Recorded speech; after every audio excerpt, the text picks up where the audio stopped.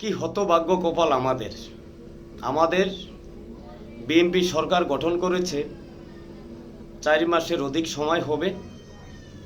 দেশ সুন্দরভাবে চলতেছে, দেশে কোনো বিশৃঙ্খলা নেই। আজকে দেখলাম গাজীপুরে মিছিল হয়েছে। মিছিল থেকে কোনো এক ব্যক্তি আওয়ামী লীগের দুর্বৃত্ত বা সন্ত্রাসী বলতে পারেন, পুলিশকে প্রকাশ্যে হুমকি দিচ্ছে যে খেয়ে ফেলবো, এদিকে আসবি না, খেয়ে ফেলবো। আসলে এরা এত সাহস কোথায় পায়? হাটে ঘাটে বন্দরে নগরে গ্রামে গঞ্জে এখনো আওয়ামী লীগ পাইতারা করছে, দুর্বৃত্তায়ন সৃষ্টি করার পরিকল্পনা চালাচ্ছে। কিন্তু আমার প্রশ্ন হচ্ছে একটা, আমরা যখন 17টি বছর আন্দোলন সংগ্রাম করেছি, আমরা এত দুর্বৃত্তায়ন করার এত সাহস আমরা তো ক্ষমতা পাই নাই। আমরা মিছিল না করা সত্ত্বেও বাড়ি ঘরে এসে থাকতে পারি না, বাজারে উঠতেও পারি না। আমার ভাই বেড়াদার এরা বাজারে বসতো, ব্যবসা বাণিজ্য করতো, সেগুলা গুটিয়ে উঠিয়ে দিয়েছে। এরা এত সাহস কোথায় পায়? 17টি বছর আমরা এত কষ্ট করেছি যেই দলের জন্য। আজকে এক কর্মী, গাজীপুরের কোনো এক নেতা কর্মীকে ফোন দিয়েছেন যে মিছিল হবে, আওয়ামী লীগের মিছিল নামানোর পরিকল্পনা করতেছে বা নামিয়েছে, তোমরা এটাকে প্রতিহত করো। আওয়ামী লীগের মিছিলকে প্রতিহত করতে হবে।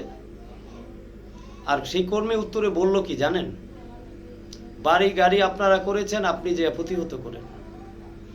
আসলে খুব হৃদয় বিদারক ঘটনা, খুব হৃদয় বিদারক কষ্ট। একটা কর্মী কখন এত বড় কষ্ট পেলে, কত বড় কষ্ট পেলে এত বড় কথা বলতে পারে?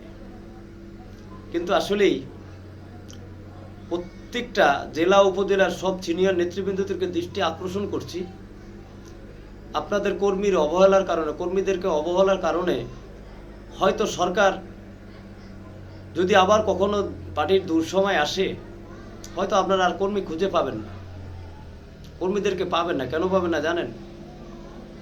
এই যে কতটা 17টি অনেক কর্মী, অনেক নেতারা কাঁদছে।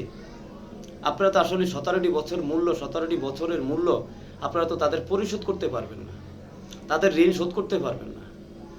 তাদের যে চোখের মনের যে একটা জ্বালা যন্ত্রণা, মনের যে একটা যে কষ্ট, সেটা আমরা নির্মূল করতে পারবেন না। কিন্তু কথাবার্তা বলে বা আন্তরিকতা দেখিয়ে প্লাস ভালোবাসা দিয়ে একটু তো পাশে রাখবেন, ভরসা দিয়ে আশা দিয়ে সুন্দর কথাবার্তা বলে।